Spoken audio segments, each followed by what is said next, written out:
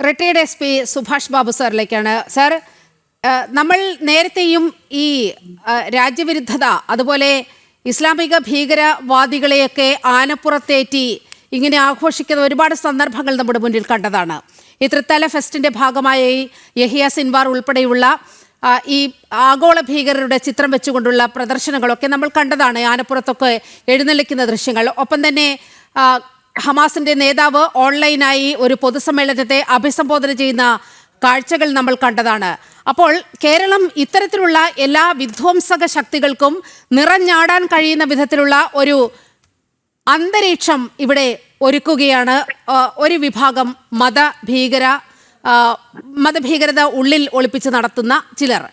ഇതിനെതിരെ സർക്കാർ എന്തുകൊണ്ടാണ് ഒരു തരത്തിലും ഒരു നടപടിയെടുക്കാത്തത്? ഇത്തരത്തിലുള്ള സംഭവങ്ങളോട് സർക്കാർ ഇങ്ങനെ ഒരു പ്രോത്സാഹജനകമായ ഒരു നിലപാടെടുക്കുന്നത് എന്തുകൊണ്ടാണ്? യഥാർത്ഥത്തിൽ ഇതൊക്കെ നിയന്ത്രിക്കപ്പെടേണ്ട ഘട്ടം അതിക്രമിച്ചില്ലേ?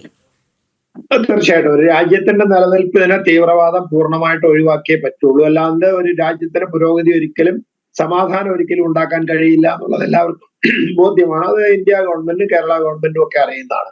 പക്ഷെ ഇവിടെ പ്രശ്നം എന്താണെന്ന് പറയുക, രാഷ്ട്രീയമാണ്, അപ്പീസ്മെന്റ് ആണ്.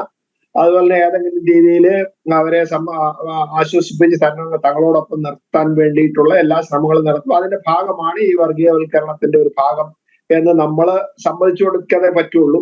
പക്ഷെ ഇവിടെ ഉണ്ടാകുന്ന പ്രധാനം എന്താ, തീവ്രവാദം എന്ന് പറഞ്ഞു കഴിഞ്ഞാൽ അതെന്തോ ഏതെങ്കിലും ഒരു സമൂഹത്തിനോടുള്ള ഒരു എന്ത് പറഞ്ഞ അവജ്ഞയാണ്, അല്ലെങ്കിൽ അവരെ നമ്മള് ഒറ്റപ്പെടുത്തുകയാണ്. അങ്ങനല്ല. അതിനകത്തുള്ളൊരു ചെറിയ വിഭാഗം ആളുകളുണ്ട്. അവരെ മാറ്റാതെ ആ വിഭാഗത്തിന് പോലും ശരിയായ രീതിയിൽ മുന്നോട്ട് കൊണ്ടുപോകാൻ പറ്റില്ല. അത് പലർക്കും അങ്ങനെയുള്ള ചിന്താഗതിയുണ്ട്. പക്ഷെ അത് പരസ്യമായിട്ട് സമ്മതിക്കാൻ വളരെ ആളുകൾക്കും മടിയാണ്. ഇപ്പൊ നമ്മളെ സംബന്ധിച്ചിടത്തോളം കേരള പോലീസിന്റെ ഡയറക്ടർ ജനറൽ ഓഫ് പോലീസുമാരായിരുന്ന ശ്രീ സെൻകുമാർ, ശ്രീ ജേക്കബ് പൊന്നൂസ്, ശ്രീ ലോക്നാഥ് ബെഹ്റ എന്നിവരൊക്കെ പരസ്യമായിട്ട് റിട്ടയർ ചെയ്ത്, അവർക്ക് അവിടെ ഒഫീഷ്യലായിട്ടിരിക്കുമ്പോൾ അതങ്ങനെ പരസ്യമായിട്ട് പറയാൻ പറ്റില്ല. അതുകൊണ്ട് റിട്ടയർ ചെയ്തതിനു ശേഷം അവരൊക്കെ വന്ന് പരസ്യമായിട്ട് പൊതുജനങ്ങളോട് പറഞ്ഞില്ല, ഇങ്ങനെയാണ് ഇവിടെ നടന്നുകൊണ്ടിരിക്കുന്നത്, ഇവിടെ തീവ്രവാദത്തിന്റെ വളരെ സജീവമായ സാന്നിധ്യമുണ്ട്, നടപടി എടുക്കുന്നുണ്ടോ ഇല്ലയോ എന്ന് അവർ പറഞ്ഞില്ലെങ്കിൽ പോലും ഉണ്ട് എന്നുള്ളത് അവർ പരസ്യമായി സമ്മതിക്കുമ്പോൾ ഇനി ആർക്കാണ് ഇതിനകത്തൊരു വിഷമമുള്ളത്? അപ്പൊ അവരെ സമാധാനത്തോടുകൂടി നിർത്തി മുന്നോട്ട് കൊണ്ടുപോകാം. അപ്പൊ ഏത് രീതിയിലുള്ള തീവ്രവാദമായാലും ശരി, UAPA നിയമത്തിന്റെ 15-ാം വകുപ്പിലും മറ്റു 16 അങ്ങനെയുള്ള താഴോട്ടുള്ള വകുപ്പുകളിൽ പറയുന്ന പ്രകാരമുള്ള കുറ്റം ഏതെങ്കിലും രീതിയിൽ നടന്നു കഴിഞ്ഞാൽ, ഇപ്പൊ ഇത് പറഞ്ഞ് ഈ ട്രെയിൻ ദുരന്തത്തെ സംബന്ധിച്ചിടത്തോളം പറഞ്ഞു, ട്രെയിൻ ദുരന്തം കേരള പോലീസിന് തന്നെ UAPA നിയമം ആദ്യം തന്നെ ചുമത്താം. പക്ഷെ ആദ്യം തന്നെ ചുമത്തി കഴിഞ്ഞാൽ എന്താണെന്നറിയാം, അതിന്റെ ഷെഡ്യൂൾ ഒഫൻസ് ആയതുകൊണ്ട് അത് അന്വേഷിക്കണത് NIA ആണ്. അങ്ങോട്ട് അയച്ചു കൊടുക്കണം.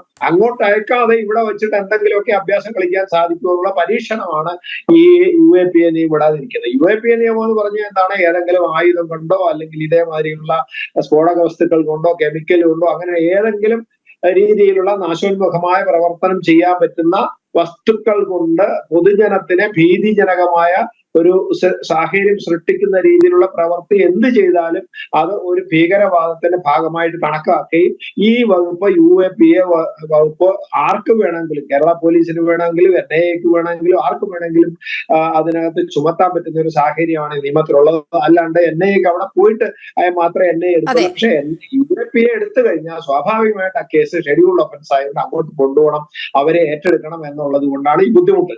അത് കഴിവതും ഒഴിവാക്കാൻ വേണ്ടിയിട്ടാണ് നമ്മളിപ്പോ കേരള പോലീസ് ആയാലും പല സംസ്ഥാനങ്ങളിലെ പോലീസുകളായാലും ഈ അഭ്യാസം കളിക്കുന്നത്. ഈ അഭ്യാസം കളിക്കാതെ തന്നെ അർഹമായ കേസുകൾ നേരെയായ UAPAയിലേക്ക് ആക്കി കഴിഞ്ഞാൽ പ്രശ്നം തീരും.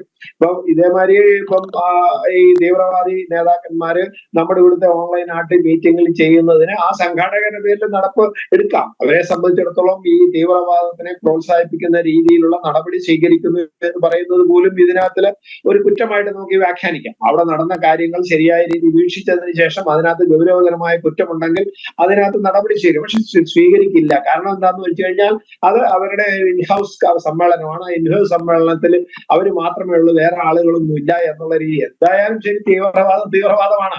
അതിനൊന്നും ന്യായീകരണം ഒരിക്കലും നമുക്ക് നിയമപരമായിട്ട് അംഗീകരിക്കാൻ പറ്റില്ല, നടപടിക്രമത്തിന്റെ ഭാഗമല്ല.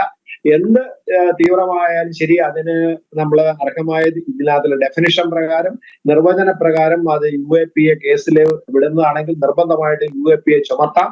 ചുമത്തിയതിനു ശേഷം അന്വേഷണം ഇവിടെ എടുക്കാം. NIA വരുന്നതോടുകൂടി സ്വാഭാവികമായിട്ട് അത് NIAക്ക് കൈമാറുക എന്നുള്ളതാണ് പ്രശ്നം.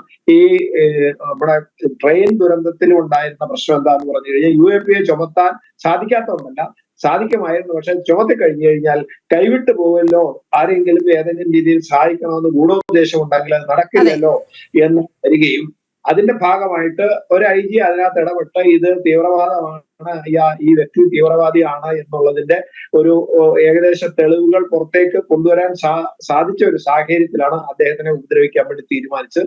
എന്തായാലും ശരി, അത് ഉദ്ദേശശുദ്ധിയോടെ ചെയ്തൊരു കാര്യമല്ല, അപകടകരമാണ്. അത് പൊതുവെ ഇവിടെ നടന്നുകൊണ്ടിരിക്കുന്നത്. എനിക്ക് ഒരുപാട് നേരിട്ട് അറിയാവുന്ന ഒരു വ്യക്തി എന്നുള്ളത് ഞാൻ പറയുന്നു, ഇത് അവരെ ഏതെങ്കിലും രീതിയിൽ പ്രീണിപ്പിച്ച് നിൽക്കാൻ വേണ്ടി കഴിവതും തീവ്രവാദ പ്രവർത്തനങ്ങളെ വെള്ളപൂശി കൊണ്ടുവരാൻ സാധിക്കുമെങ്കിൽ അത് വെള്ളം പുതപ്പിച്ച് നിർക്കാൻ ഇഷ്ടമല്ല, പക്ഷെ വെള്ള പൂശി കൂടെ നടത്തുക എന്നുള്ളതാണ് യഥാർത്ഥത്തിൽ എല്ലാവരുടെയും ഇപ്പോഴത്തെ നയം.